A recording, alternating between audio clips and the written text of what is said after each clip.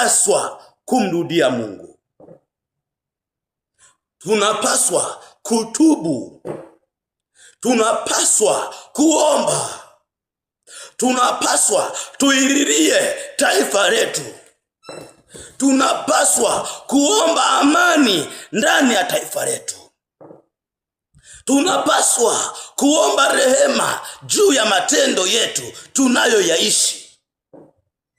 Ikiwa sisi kama Watanzania, ikiwa kama sisi kanisa, njia zetu tunazozifanya si za kumpendeza Mungu, tuanguke, tupige magoti, tumwelekee Mungu, tumweleze Mungu makosa yetu, ya kwamba sisi tumekosa, ya kwamba sisi tumetenda dhambi.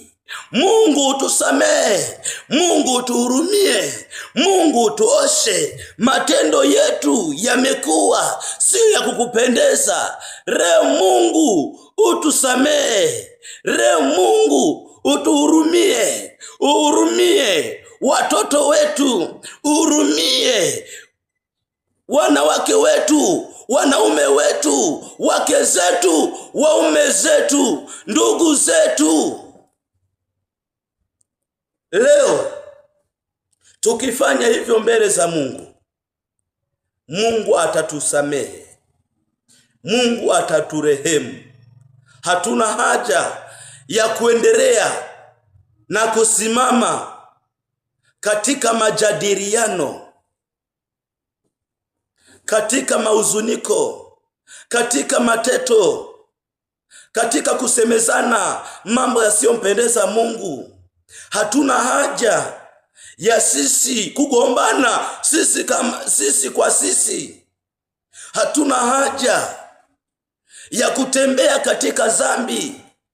Matendo haya tunayoyafanya, tambua dhambi imeingia katika milango yetu. Yesu anatuhitaji. Yesu anatuhitaji tutengeneze.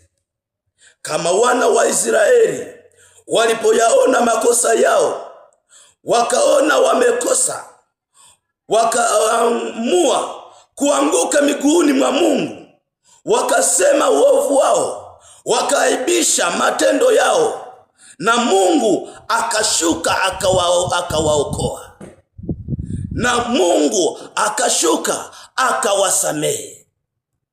Ndugu zangu, unayotembea katika maisha yasiyompendeza Mungu, unaishi katika maisha ya dhambi, leo hii Mungu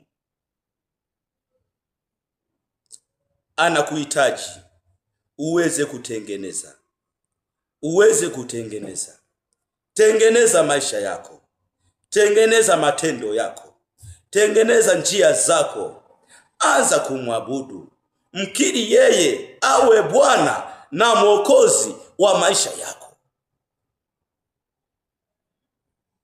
Katika kitabu kile, kama sijakosea, kitabu cha Walawi, kitabu cha Nyakati, kinasema kwamba ikiwa watu wangu wakijinyenyekesha na kutii na kuisikiliza sauti yangu na kuja mbele yangu na kunitafuta mimi kwa bidii, ndipo nitarehemu.